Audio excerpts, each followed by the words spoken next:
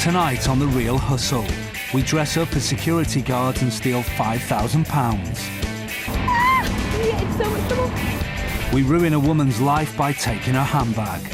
Did you not see anyone come here? And losing the lot. Through your letterbox, we expose a popular crime happening on housing estates today.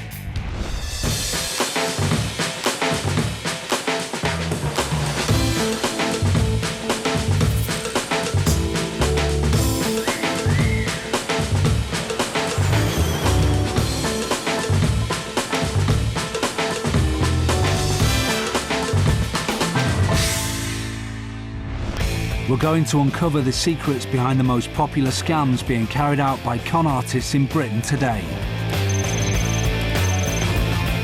Our real hustlers are Alex, a confidence trickster; Jess, a sexy swindler; Paul, a scam artist. They've been travelling the UK to demonstrate to our hidden cameras exactly how the cons work. All the people in this show have been hustled for real, and after being given their money back, they agreed that the footage could be shown, so you can avoid being ripped off by the same scams. We all know that feeling of shock and panic when something of value is stolen. In this con, the hustler uses that feeling to manipulate the mark into doing something they wouldn't ordinarily do. Alex, Jess and Paul arrive at the service entrance of a large London shopping arcade. They make their way to the cafe area on the second floor, a suitable hunting ground for our team. They split up to take up their positions for today's scam, the bag and pin snatch. Alex and Jess are pretending to be tourists whilst keeping an eye out for a suitable victim. They have chosen this woman, and it's her handbag that's the target. The bag is going to be snatched, but that's only half the plan. The stakes are much higher, as you will soon see. Alex and Jess wait for an opportunity to make their move, while Paul watches proceedings from the back of the cafe. This is their chance. The woman's friend leaves the table, and the mark is now alone and vulnerable. Okay, no problem. Yeah, I come too. But when will I see you? No? When I come back? Does your number work here even though... Yeah, no. Hang on, we take one photo. Okay, 1 second. Excuse me, can you take a photo? 1 second. Alex and Jess distract the mark and manoeuvre her into turning her back on her handbag. Like this. There's Paul. He's going in for the steal. I have to put it on here. 1 second. I think he's like this. Okay. Thank you. Instead of doing a runner, Paul takes a seat near the mark's table. Alex and Jess have their photo, but the mark turns back to realise her bag is gone. Out of sight of the mark, Alex has to get somewhere fast. Yeah, I've got to go to the van.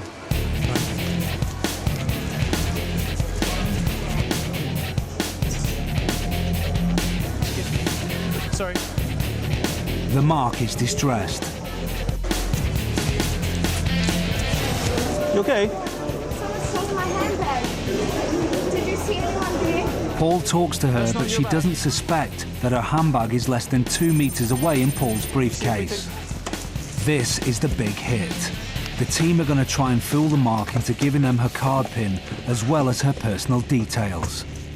Excuse me, do you have anything valuable in it? Do you have like bank cards or anything? Cards, my phone, my What bank are you with? Barclays. I work for Barclays. You do? Yeah, let's cancel your bank cards. Have a seat. Don't worry, have a seat.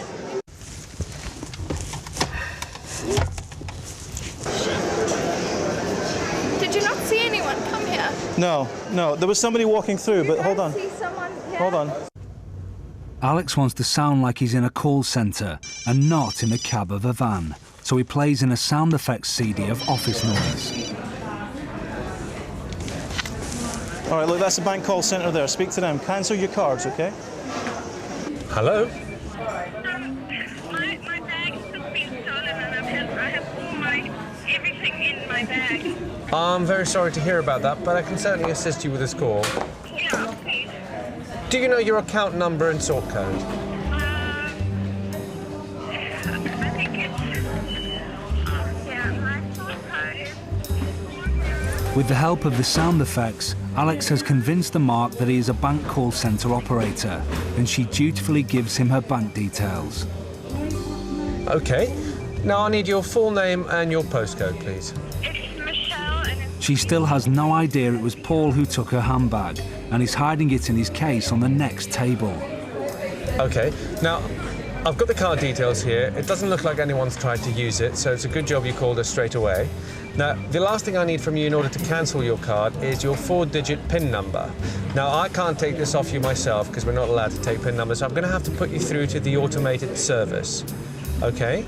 Okay, thanks. All right. Alex now plays back a message from Jess recorded earlier. After the tone, please enter your 4-digit PIN number, followed by the hash key. Alex records the tones, which could easily be decoded later to reveal the PIN. Your card has now been cancelled. Thank you for calling. Goodbye. The Mark is grateful to the Good Samaritan. All right, yeah, all right. But Paul's walking away with her handbag. Worse still, she thinks her account is now safe, whereas in reality, the real hustlers have done enough to completely empty her finances. It started as a distraction robbery. It developed into a card pin and identity theft. A potentially devastating combination for the victim. It's time to put her out of her misery and let her know how bad it could have been.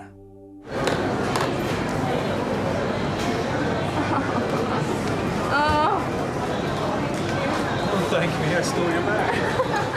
I pretty much carry my whole life in my handbag anyway. My cards and, oh man, everything. So the person on the phone, that's just a whole scam.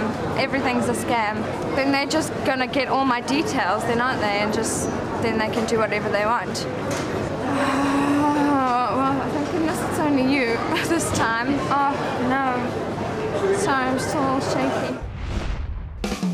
There's two very important elements that make this con work so well. First, when we get the Mark to take a photo of myself and Jess, she's concentrating on us. She's not looking at her bag, and that gives Paul a perfect opportunity for a clean steal. Second, when she makes the phone call, everything is as it should be. There's office noises in the background, there's phones ringing, there is nothing to arouse her suspicion. And without thinking, in panic, she gives all her information straight to us. Always try and keep your wits about you. And if something doesn't seem right, then ask questions. But what you must always remember is that the only person that knows your PIN number is you. The bank don't know it and they shouldn't ask for it. So if they do, then you should be immediately suspicious.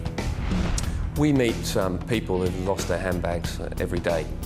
And the effect on them is devastating. They lose their phones, they lose their address books, house keys, car keys, cash, cards. All these things have got to be replaced, and they have to basically reorganise their life. Householders may think when their front door is locked tight, their property is safe.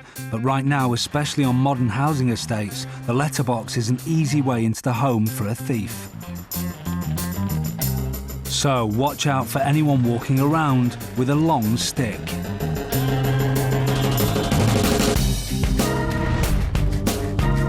The team are casing this suburban street. They've picked up 3 suitable homes and now park up.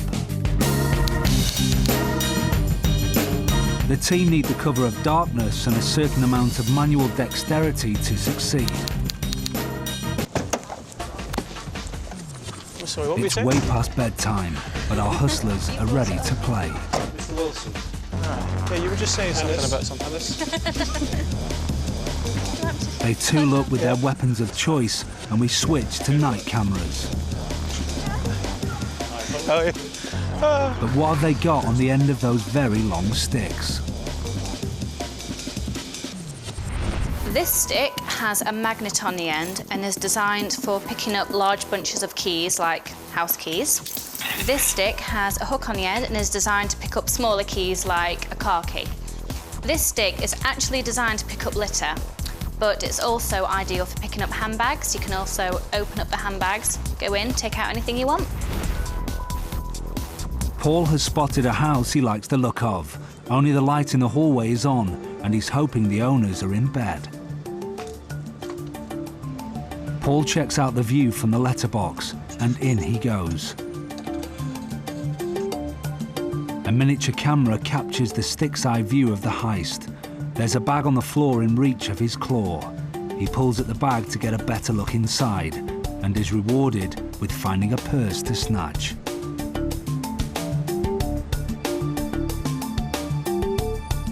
The claw trigger is pulled, and the purse is well and truly grabbed.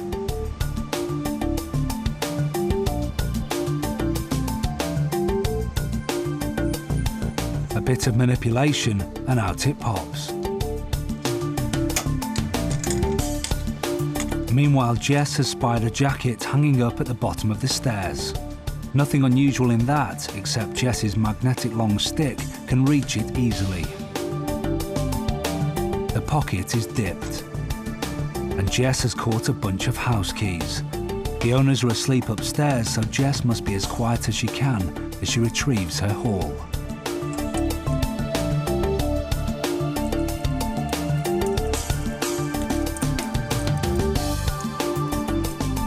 Alex uses a torch to help him see into a dark hallway. He's after some car keys left within easy reach on a console table. He must not make a sound either, or he'll disturb his victims sleeping upstairs.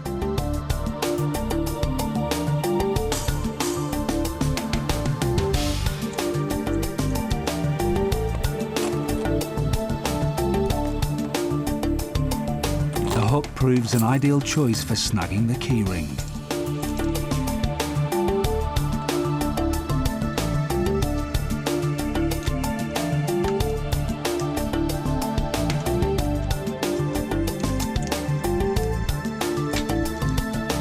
Fortunately for Paul's victim, he isn't going to steal their money and cards from their purse. Instead, he's going to leave the Real Hustle equivalent of a calling card. The owners will be in for a shock when they see Paul's face grinning up at them from the doormat in the morning. But that will turn to relief when they realise it's only a warning and nothing has been taken. Alex could steal this car easily, but he's doing the same as Paul and leaving the car owner a cheeky memento of his nighttime exploits instead. Meanwhile, Jess lets herself in using the house keys she's just fished from the jacket pocket. She's not too cocky though, as any noise may give her away.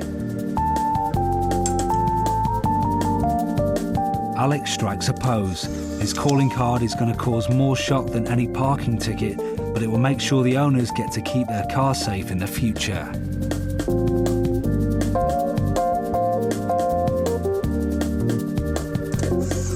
Jess's photo is certain to be a wake-up call for the house owner's home security and could just save them from a real long-stick burglar. Alex thoughtfully posts the car keys back, and it's time for the team to leave.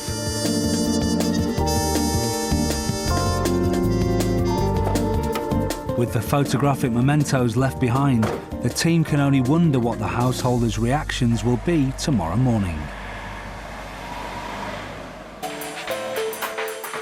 The obvious advice is keep your keys and your belongings out of sight of your door, preferably in another room. Otherwise... Still to come, the Real Hustlers revive an old scam that still has the power to take your breath away. It's so scary to think that people can get money out of you by doing that. The Real Hustlers are going to show you how to get free drinks off your mates by using proposition bets on some unsuspecting customers in this local pub. The proposition bet suckers you in as it's a bet on an event or an outcome you believe can only go one way, and it always does go one way, the Hustler's way. So watch and learn.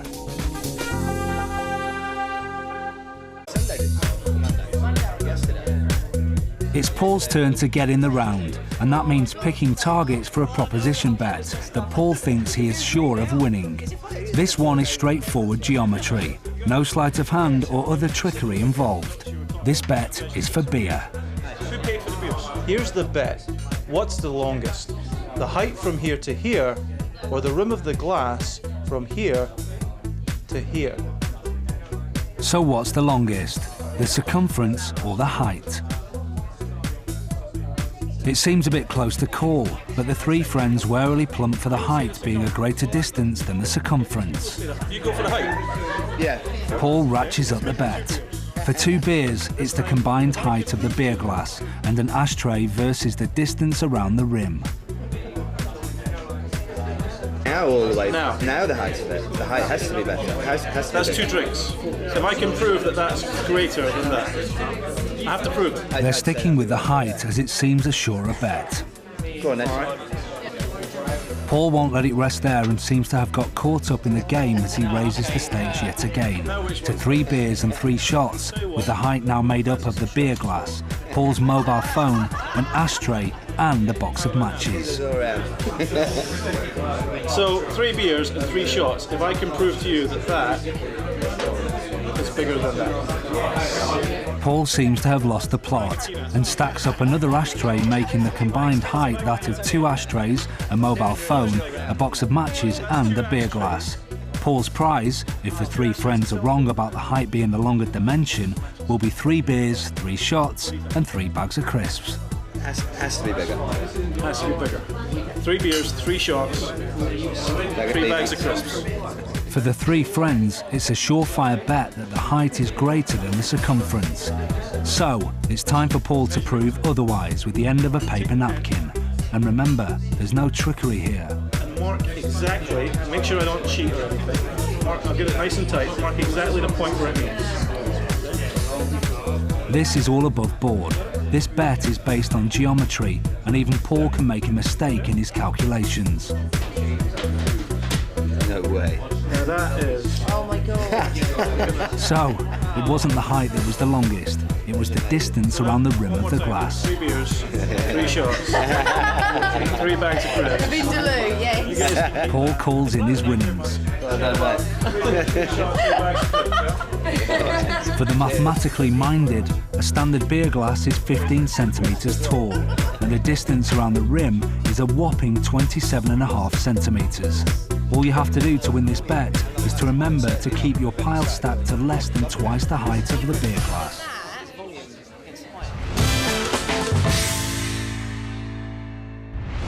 Last year, more than £65 million was lost to cash machine fraud. Hustlers are experts at diverting people.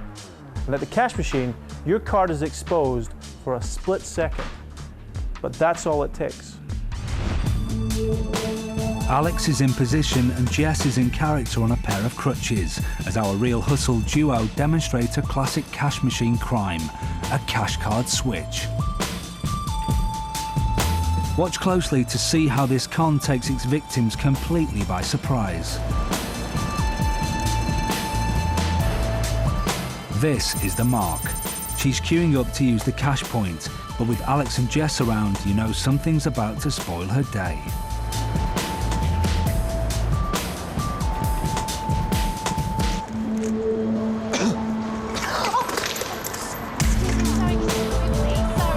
Jess in distress is hard to ignore, and the mark does what most of us would do. Alex joins in helping Jess. He even helps the mark by pointing out her bank card is still in the cash point machine. Now Alex can use the cash point himself. The mark leaves with her card and cash, and Alex completes his transaction. This all seems normal, but our mark has just been robbed. Didn't she suspect it? I went to the cash point, took out £10, and a lady on crutches dropped her bag. I picked up her stuff to help her, and I don't think anything happened. I got my money and my card. We suggest that she checks her purse. My card?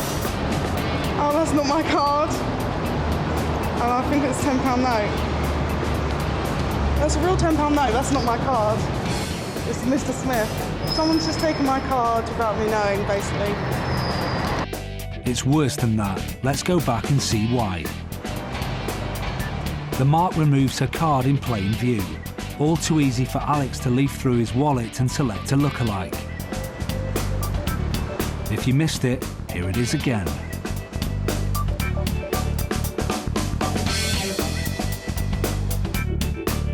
Alex is watching over the mark's shoulder as she inputs her PIN.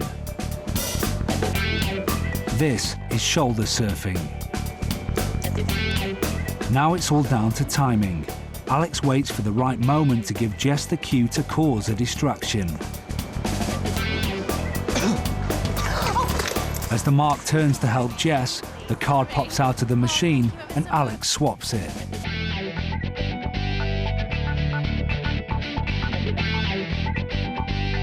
Shoulder surfing allows the fraudster to use the genuine PIN with the real card, stolen using a distraction technique. You might want to take your card, though. No, thank you. The mark is convinced that she has her own card back. She doesn't even check it and leaves the scene happy. Alex has the card and he knows the PIN. All he has to do now is empty the mark's bank account. He's got the lot. Job done, and all that money has made Jess feel a lot better. It didn't take Alex and Jess long to practice this deception.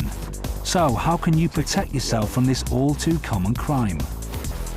The basic rule is this: never let anybody or anything distract you when you're at the cash machine. Always keep an eye out for your card, and always cover your PIN. Everybody's got heroes in their lives. For some people it's sportsmen, for other people it's artists. Now for us three, I can safely say it's the most successful con man of modern times, Frank Abagnale. In fact, he was so successful that Steven Spielberg made a film of his life called Catch Me If You Can with Leonardo DiCaprio. In my case, I was just in an airport in Boston, Logan International Airport at the time, and I noticed that everyone was putting their night receipts and money into a bag, which they then carried down to the bank that was in the terminal. And they stuck their night key in the box, dropped the bag down, they made sure it went all the way down, then they closed it and locked it. As I sat there, I watched everyone from Avis Hertz to the airlines to the restaurants drop their bags. So the next night I came back to the airport, but I had rented a guard uniform from a costume store. I stood in front of the night box and hung a sign up that said, "Night box out of order, please leave all deposits with guard on duty." Everyone did, they just dropped the bags and then I left with the bags.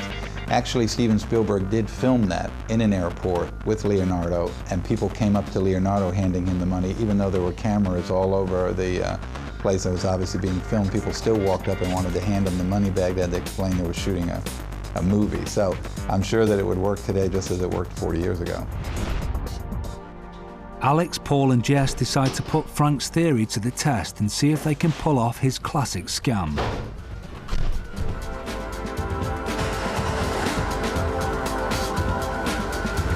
Welcome to the Dropbox.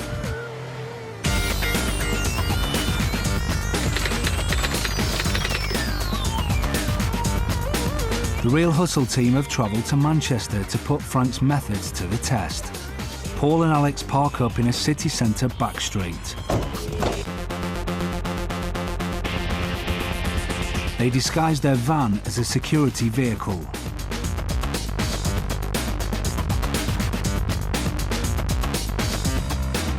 And disguise themselves as security guards.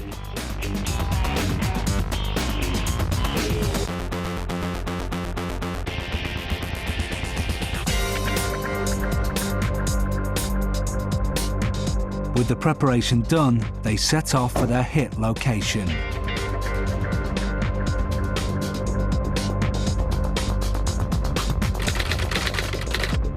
It's after 5:30, and Alex and Paul are going to target a bank's Dropbox, more commonly known as a night safe, where firms can deposit their takings outside normal banking hours. Jess takes her position. She is the convincer, and if a mark turns up, she'll go in and use the guard's services and so influence the mark into believing the setup is real. The boys unload and Paul puts the sign up just like Frank did at the airport over 40 years ago. Unfortunately, this is a busy city street and the boys have limited time because the longer they stay, the more chance there is of being found out.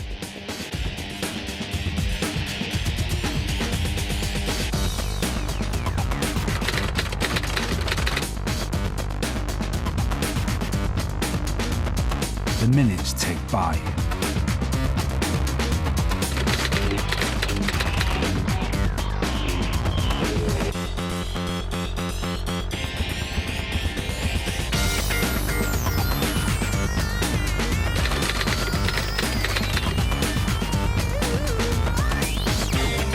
They've been standing there for 18 minutes when a woman arrives with what looks like a money bag.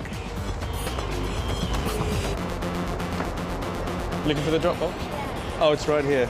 Fortunately, it's out of order at the moment. Yeah, At last, it's a mark. Jess moves in. Pack it with us. Just put it in the strong box.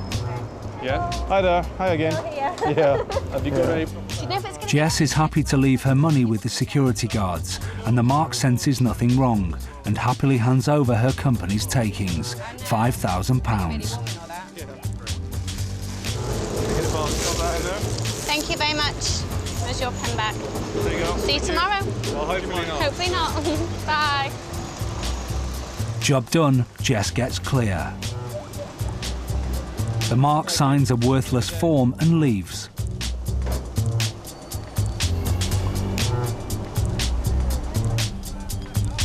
With the mark out of sight, the boys make a getaway.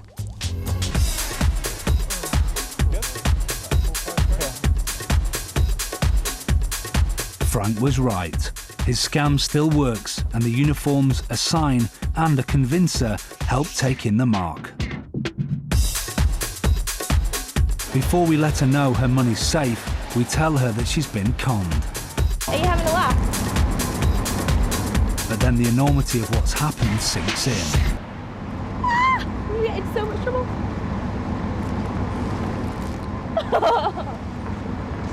What's gonna go mad? It's so scary to think that people can get money out of you by doing that so easily and nobody actually thinking anything of it. So, what can you do to protect yourself against this Dropbox scam? Most banks will use a well-known security firm. If you don't recognise the name or something doesn't seem quite right, then contact the bank and get them to confirm their authenticity.